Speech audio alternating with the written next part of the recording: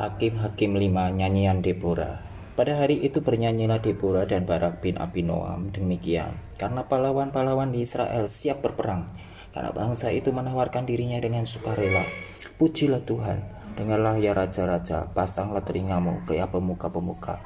Kalau aku mau bernyanyi bagi Tuhan, bermazmur bagi Tuhan, Allah Israel. Tuhan, ketika engkau bergerak dari Seir, ketika engkau melangkah maju dari daerah Edom, bergoncanglah bumi, tirislah juga langit, juga awan tiris airnya. Gunung-gunung yaitu Sinai bergoyang di hadapan Tuhan Allah Israel. Dalam zaman Samgar bin Anat, dalam zaman Yael kafilah tidak ada lagi. Dan orang-orang yang dalam perjalanan terpaksa menempuh jalan yang berbelit-belit. Penduduk pedusunan diam-diam saja di Israel, ya mereka diam-diam sampai engkau bangkit. Deborah bangkit sebagai ibu di Israel. Ketika orang memilih Allah baru, maka terjadilah perang di pintu gerbang. Sesungguhnya perisai ataupun tombak tidak terlihat di antara 40.000 orang di Israel. Hatiku tertuju kepada para panglima Israel, kepada mereka yang menawarkan dirinya dengan sukarela di antara bangsa itu. Pujilah Tuhan. Kamu yang menunggang keledai betina putih, kamu yang duduk di atas permadani, kamu yang berjalan di jalan, ceritakanlah hal itu di tempat-tempat penimbaan air, menurut suara orang-orang yang berdendang. Di sanalah orang menyanyikan perbuatan Tuhan yang adil, perbuatannya yang adil terhadap orang-orangnya di pedusunan di Israel. Pada waktu itu turunlah umat Tuhan ke pintu gerbang. Bangunlah, bangunlah Deborah, bangunlah, bangunlah, nyanyikanlah suatu nyanyian. Bangkitlah Barak, dan kiringlah tawananmu, hai anak Abinoam. Lalu turunlah para bangsawan yang terluput. Umat Tuhan turun baginya sebagai pahlawan. Dari suku Efraim mereka datang ke lembah, mengikuti engkau ya suku Benyamin dengan laskarmu. Dari suku Makir turunlah para panglima, dan dari suku Sebulon orang-orang pembawa tongkat pengerah. Juga para pemimpin suku Isakar menyertai Deborah, dan seperti Isakar demikianlah Naftali menyertai Barak. Mereka menyusul dia dan menyerbu masuk lembah, tapi pihak pasukan-pasukan suku Ruben ada banyak pertimbangan. Mengapa engkau tinggal duduk di antara kandang-kandang sambil mendengarkan seruling pemanggil kawanan? Di pihak pasukan-pasukan suku Ruben ada banyak pertimbangan. Orang Gilead tinggal diam di seberang sungai Yordan, dan suku Dan mengapa mereka tinggal dekat kapal-kapal? Suku Aser duduk di tepi pantai laut, tinggal diam di teluk-teluknya. Tapi suku Sebulon ialah bangsa yang berani mempertaruhkan nyawanya. Demikian juga suku Naftali di tempat-tempat tinggi, di padang. Raja-raja datang dan berperang pada waktu itu. Raja-raja Kanaan berperang dekat Taanak, pada mata air di Megido. Tetapi perak sebagai rampasan tidak diperoleh mereka. Dari langit berperang bintang-bintang, dari peredarannya mereka memerangi Sisera. Sungai Kison menghanyutkan musuh. Kison sungai yang terkenal dari dahulu kala itu. Majulah sekuat tenaga hai jiwaku. Ketika itu menderaplah telapak kuda, karena berpacu lari kuda-kudanya. Kutukilah kota Meros, firman malaikat Tuhan. Kutukilah habis-habisan penduduknya, karena mereka tidak datang membantu Tuhan sebagai pahlawan. Diberkatilah Yael istri Heber orang Keni itu, melebihi perempuan-perempuan lain. Diberkatilah ia, melebihi perempuan-perempuan yang di dalam kemah. Air diminta orang itu, tetapi susu diberikannya. Dalam cawan yang indah disuguhkannya dadi. Tangannya diulurkannya mengambil patok. Tangan kanannya mengambil tukul tukang. Ditukulnya Sisera, dihancurkannya kepalanya, diremukkan dan ditembusnya pelipisnya. Dekat kakinya orang itu rebah, tewas tergeletak. Dekat kakinya orang itu rebah dan tewas di tempat ia rebah. Di sanalah orang itu tewas, digagahi. Dari jendela ibu Sisera menjenguk dan berseru dari tingkap, mengapa keretanya tak kunjung datang? Mengapa kereta-keretanya belum kedengaran? Yang paling bijak di antara dayang-dayangnya menjawab, dan ia sendiri juga membalas perkataannya itu. Bukankah mereka mendapat jarahan dan membagi-baginya? Gadis seorang 2 untuk setiap orang. Jarahan kain berwarna sehelai 2 untuk Sisera. Jarahan kain sulamanan warna sehelai 2 untuk leherku. Demikianlah akan binasa segala musuhmu ya Tuhan. Tetapi orang yang mengasihinya bagaikan matahari terbit dalam kemegahannya. Lalu amanlah negeri itu 40 tahun lamanya. Hakim-hakim 6 Gideon diangkat menjadi hakim. Tetapi orang Israel melakukan apa yang jahat di mata Tuhan. Sebab itu Tuhan menyerahkan mereka ke dalam tangan orang Midian 7 tahun lamanya. Dan selama itu orang Midian berkuasa atas orang Israel. Karena takutnya kepada orang Midian itu, maka orang Israel membuat tempat-tempat perlindungan di pegunungan, yaitu gua-gua dan kubu-kubu. Setiap kali orang Israel selesai menabur, datanglah orang Midian, orang Amalek, dan orang-orang dari sebelah timur, lalu maju mendatangi mereka. Berkemahlah orang-orang itu di daerah mereka, dan memusnahkan hasil tanah itu sampai ke dekat Gaza, dan tidak meninggalkan bahan makanan apapun di Israel, juga domba atau lembu atau keledai pun tidak. Sebab orang-orang itu datang maju dengan ternaknya dan kemahnya, dan datangnya itu berbanyak-banyak seperti belalang. Orang-orangnya dan unta-untanya tidak terhitung banyaknya. Sekaliannya datang ke negeri itu untuk memusnahkannya. Sehingga orang Israel menjadi sangat melarat oleh perbuatan orang Midian itu. Lalu berserulah orang Israel kepada Tuhan. Ketika orang Israel berseru kepada Tuhan karena orang Midian itu, maka Tuhan mengutus seorang nabi kepada orang Israel yang berkata kepada mereka, "Beginilah firman Tuhan Allah Israel, Akulah yang menuntun kamu keluar dari Mesir, dan yang membawa kamu keluar dari rumah perbudakan. Aku melepaskan kamu dari tangan orang Mesir, dan dari tangan semua orang yang menindas kamu. Bahkan aku menghalau mereka dari depanmu, dan negeri mereka aku berikan kepadamu. Dan aku telah berfirman kepadamu, Akulah Tuhan Allahmu, maka janganlah kamu menyembah Allah orang Amori, yang negerinya kamu diami ini." Tetapi kamu tidak mendengarkan firmanku itu. Kemudian datanglah malaikat Tuhan dan duduk di bawah pohon terbantin di Ofra, kepunyaan Yoas orang Abiezer itu. Sedang Gideon anaknya mengirik gandum dalam tempat pemerasan anggur, agar tersembunyi bagi orang Midian. Malaikat Tuhan menampakkan diri kepadanya dan berfirman kepadanya, "Demikian, Tuhan menyertai engkau ya pahlawan yang gagah berani." Jawab Gideon kepadanya, Tuanku, jika Tuhan menyertai kami, mengapa semuanya ini menimpa kami? Di manakah segala perbuatan-perbuatannya yang ajaib yang diceritakan oleh nenek moyang kami kepada kami? Ketika mereka berkata, "Bukankah Tuhan telah menuntun kita keluar dari Mesir? Tetapi sekarang Tuhan membuang kami dan menyerahkan kami ke dalam cengkraman orang Midian." Lalu berpalinglah Tuhan kepadanya dan berfirman, "Pergilah dengan kekuatanmu ini, dan selamatkanlah orang Israel dari cengkraman orang Midian. Bukankah aku mengutus engkau?" Tetapi jawabnya kepadanya, Tuhanku, dengan apakah akan kuselamatkan orang Israel? Ketahuilah, kaumku adalah yang paling kecil di antara suku Manasye, dan aku pun seorang yang paling muda di antara kaum keluargaku. Berfirmanlah Tuhan kepadanya, "Tetapi akulah yang menyertai engkau. Sebab itu engkau akan memukul kala orang Midian itu sampai habis." Maka jawabnya kepadanya, "Jika sekiranya aku mendapat kasih karunia di matamu, maka berikanlah kepadaku tanda bahwa engkau sendirilah yang berfirman kepadaku.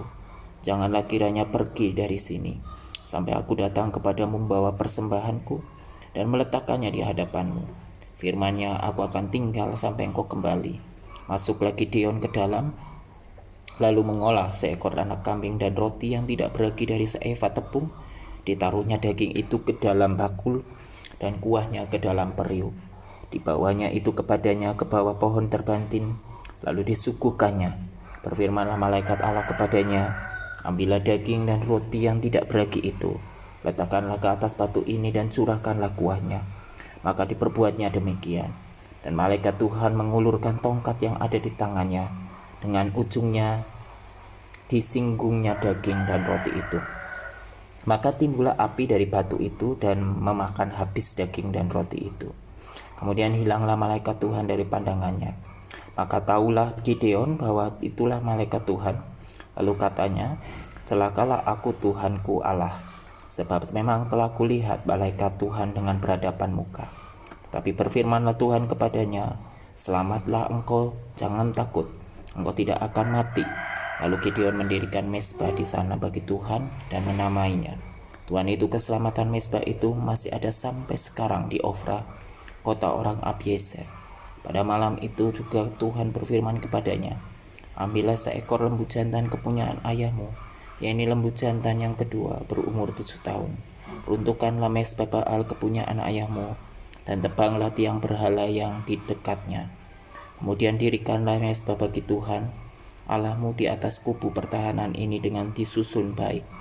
Lalu ambillah lembu jantan yang kedua dan persembahkanlah korban bakaran dengan kayu tiang berhala yang akan kau tebang itu. Kemudian Gideon membawa 10 orang hambanya, dan diperbuatnyalah seperti yang difirmankan Tuhan kepadanya. Tetapi karena ia takut kepada kaum keluarganya dan kepada orang-orang kota itu untuk melakukan hal itu pada waktu siang, maka dilakukannya pada waktu malam. Ketika orang-orang kota itu bangun pagi-pagi, tampaklah telah dirobohkan mesbah Baal itu, telah ditebang tiang berhala yang di dekatnya, dan telah dikorbankan lembu jantan yang kedua di atas mesbah yang didirikan itu. Berkatalah mereka seorang kepada yang lain, siapakah yang melakukan hal itu? Setelah diperiksa dan ditanya-tanya, maka kata orang Gideon bin Yoas, dialah yang melakukan hal itu. Sesudah itu berkatalah orang-orang kota itu kepada Yoas, bawalah anakmu itu keluar, dia harus mati karena ia telah merobohkan mesbah Baal, karena ia telah menebang tiang berhala yang di dekatnya. Tetapi jawab Yoas kepada semua orang yang mengerumuninya itu, kamu mau berjuang membela Baal, atau kamu mau menolong dia? Siapa yang berjuang membela Baal akan dihukum mati sebelum pagi. Jika Baal itu Allah, biarlah ia berjuang membela dirinya sendiri. Setelah mesbahnya dirobohkan orang, dan pada hari itu diberikan oranglah nama Yerubbaal kepada Gideon, karena kata orang, biarlah Baal berjuang dengan dia. Setelah dirobohkannya mesbahnya itu, seluruh orang Midian dan orang Amalek dan orang-orang dari sebelah timur telah berkumpul bersama-sama. Mereka telah menyeberang dan berkemah di lembah Yisrael. Pada waktu itu roh Tuhan menguasai Gideon. Ditiupnyalah sangkakala dan orang-orang Abiezer dikerahkan untuk mengikuti dia. Juga dikirimnya pesan kepada seluruh suku Manase, dan orang-orang ini pun dikerahkan untuk mengikuti dia.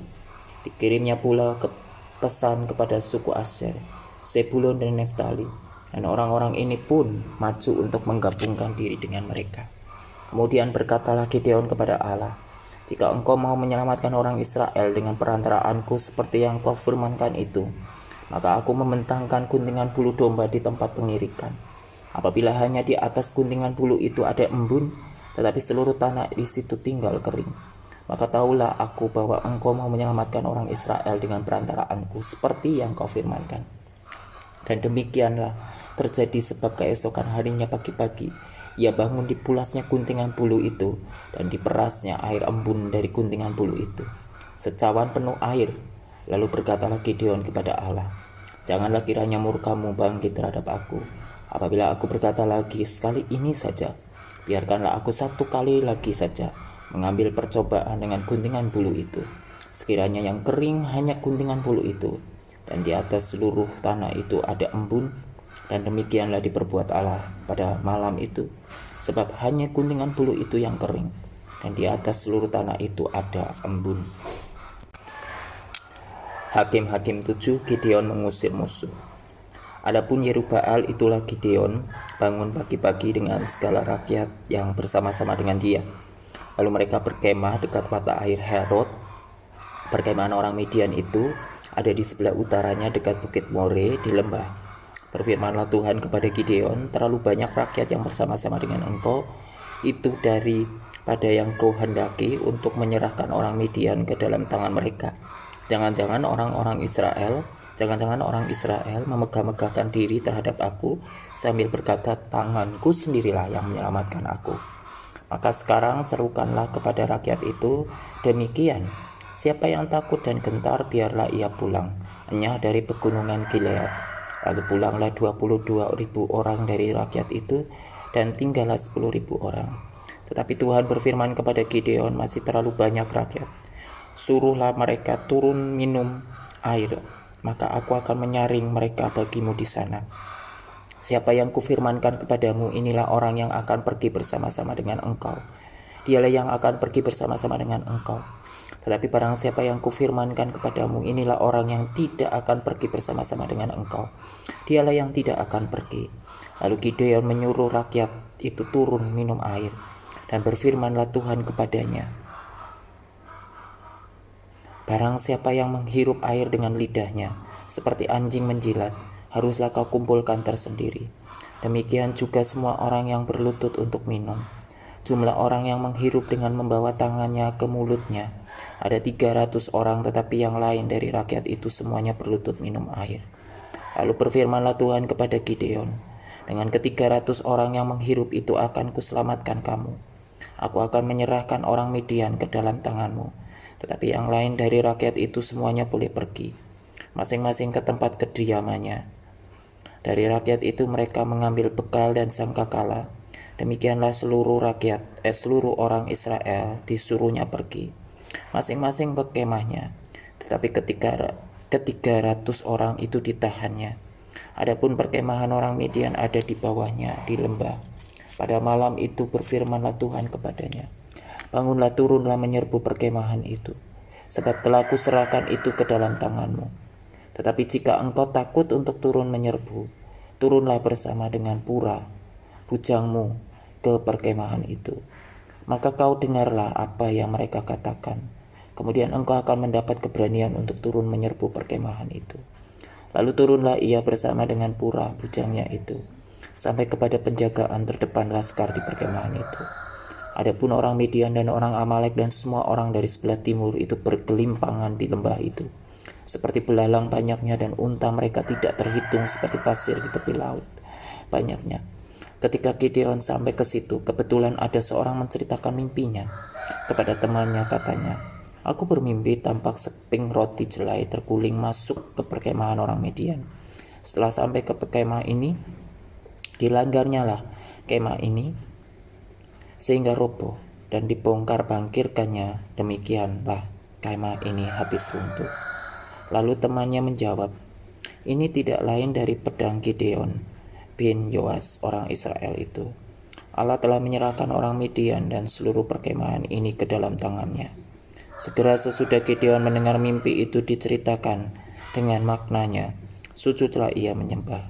Kemudian pulanglah ia ke perkemahan orang Israel, lalu berkata, bangunlah, sebab Tuhan telah menyerahkan perkemahan orang Midian ke dalam tanganmu. Sesudah itu dibaginyalah ke-300 orang itu dalam 3 pasukan, dan ke tangan mereka semuanya diberikannya sangkakala dan buyung kosong dengan suluh di dalam buyung itu. Dan berkatalah ia kepada mereka, perhatikanlah aku dan lakukanlah seperti yang kulakukan. Maka apabila aku sampai ke ujung perkemahan itu, haruslah kamu lakukan seperti yang kulakukan. Apabila aku dan semua orang yang bersama dengan aku meniup sangkakala, maka haruslah kamu juga meniup sangkakala sekeliling seluruh perkemahan itu, dan berseru demi Tuhan dan demi Gideon. Lalu Gideon dan ke-100 orang yang bersama-sama dengan dia sampai ke ujung perkemahan itu pada waktu permulaan giliran jaga tengah malam, ketika penjaga-penjaga baru saja ditempatkan. Lalu mereka meniup sangkakala sambil memecahkan buyung yang di tangan mereka. Demikianlah ketika pasukan itu bersama-sama meniup sangkakala dan memecahkan buyung dengan memegang obor di tangan kirinya dan sangkakala di tangan kanannya, untuk ditiup serta berseru, pedang demi Tuhan dan demi Gideon. Sementara itu tinggallah mereka berdiri masing-masing ke tempatnya sekeliling perkemahan itu. Tetapi seluruh tentara musuh menjadi kacau balau, berteriak-teriak dan melarikan diri. Sedang ke-300 orang itu meniup sangkakala, maka di perkemahan itu Tuhan membuat pedang yang seorang diarahkan kepada yang lain. Lalu larilah tentara itu sampai ke Betsita, ke arah Serera, sampai ke pinggir Abel Mehola dekat Tabat. Kemudian dikerahkanlah orang-orang Israel dari suku Naftali dan dari suku Aser dan dari segenap suku Manase. Lalu mereka mengejar orang Midian itu. Gideon menyuruh juga orang ke seluruh pegunungan Efraim dengan pesan, turunlah menghadapi orang Midian, dan dudukilah segala batang air sampai ke Bet-bara, dan juga sungai Yordan. Maka semua orang Efraim dikerahkan. Lalu mereka menduduki segala batang air sampai ke Bet-bara, juga sungai Yordan. Mereka berhasil menawan 2 raja Midian, yaitu Oreb dan Seeb. Oreb dibunuh di gunung batu Oreb, dan Seeb dibunuh dalam tempat pemerasan anggur Seeb. Mereka mengejar orang Midian itu, lalu mereka membawa kepala Oreb dan kepala Seeb kepada Gideon di seberang sungai Yordan.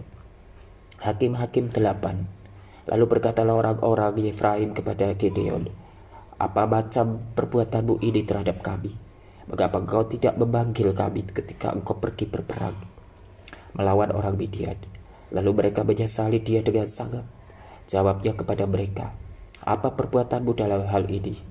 Jika dibandingkan dengan kamu, bukankah pemetikan susulan oleh suku Efraim lebih baik hasilnya daripada buah anggur kaum Abiezer? Allah telah menyerahkan kedua raja Midian itu, yaitu Oreb dan Seeb, ke dalam tanganmu. Apa yang telah dapat kucapai jika dibandingkan dengan kamu?" Setelah ia berkata demikian, maka redalah marah mereka terhadap dia. Orang Midian dikalahkan, raja-rajanya dibunuh. Ketika Gideon sampai ke sungai Yordan, menyeberanglah ia dan 300 orang yang bersama-sama dengan dia. Meskipun masih lelah, namun mengejar juga.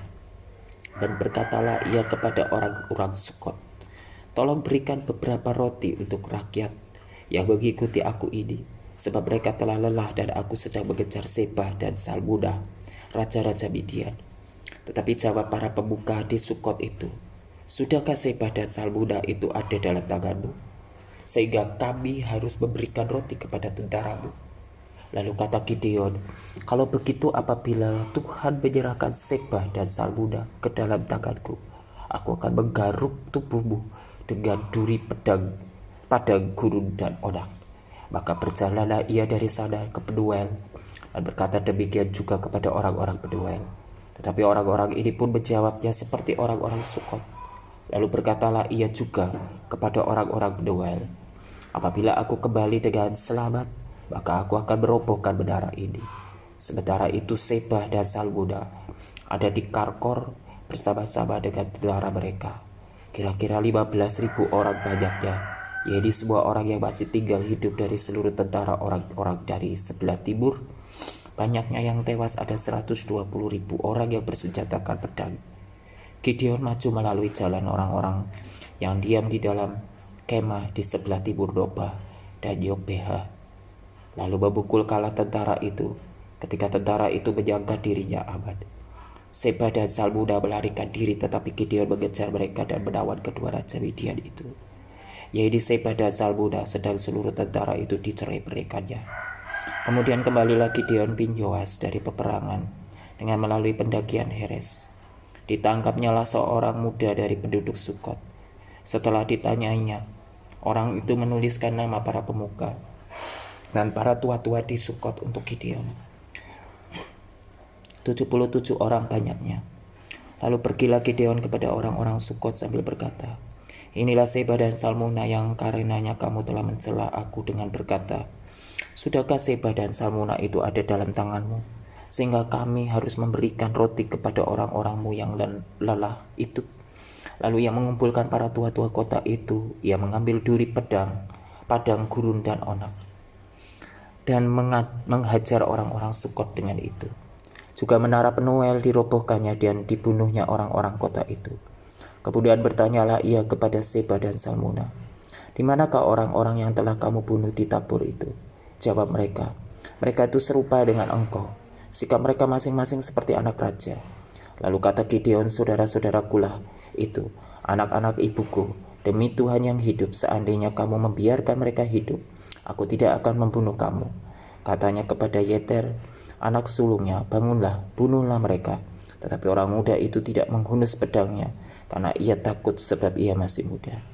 Lalu kata Seba dan Salmunah, 'Bangunlah engkau sendiri dan paranglah kami, sebab seperti orangnya, demikian pula kekuatannya.' Maka bangunlah Gideon, dibunuhnya Seba dan Salmunah. Kemudian diambilnya bulan-bulanan yang ada pada leher unta mereka. Perbuatan Gideon selanjutnya dan akhir hidupnya. Kemudian berkatalah orang Israel kepada Gideon, 'Biarlah engkau memerintah kami, baik engkau, baik anakmu maupun cucumu, sebab engkaulah yang telah menyelamatkan kami dari tangan orang Midian.' Jawab Gideon kepada mereka, 'Aku tidak akan memerintah kamu, dan juga anakku tidak akan memerintah kamu, tetapi Tuhan yang memerintah kamu. Selanjutnya kata Gideon kepada mereka, "Satu hal saja yang kuminta kepadamu, baiklah kamu masing-masing memberikan anting-anting dari jarahannya, karena musuh itu beranting-anting emas, sebab mereka orang Ismail." Jawab mereka, "Kami mau memberikannya dengan suka hati." Dan setelah dihamparkannya sehelai kain, maka masing-masing melemparkan anting-anting dari jarahannya ke atas kain itu. Adapun berat anting-anting emas yang dimintanya itu ada 1.700 sikal emas. Belum terhitung bulan-bulanan perhiasan telinga dan pakaian kain ungu muda yang dipakai oleh raja-raja Midian. Dan belum terhitung kalung rantai yang ada pada leher unta mereka. Kemudian Gideon membuat efod dari semuanya itu dan menempatkannya di kotanya di Ofra. Di sanalah orang Israel berlaku serong dengan menyembah efod itu. Inilah yang menjadi jerat bagi Gideon dan seisi rumahnya. Demikianlah orang Midian tunduk kepada orang Israel dan tidak dapat menegakkan kepalanya lagi.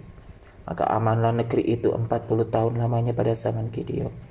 Lalu Yerubbaal bin Yoas pergilah dan diam di rumahnya sendiri.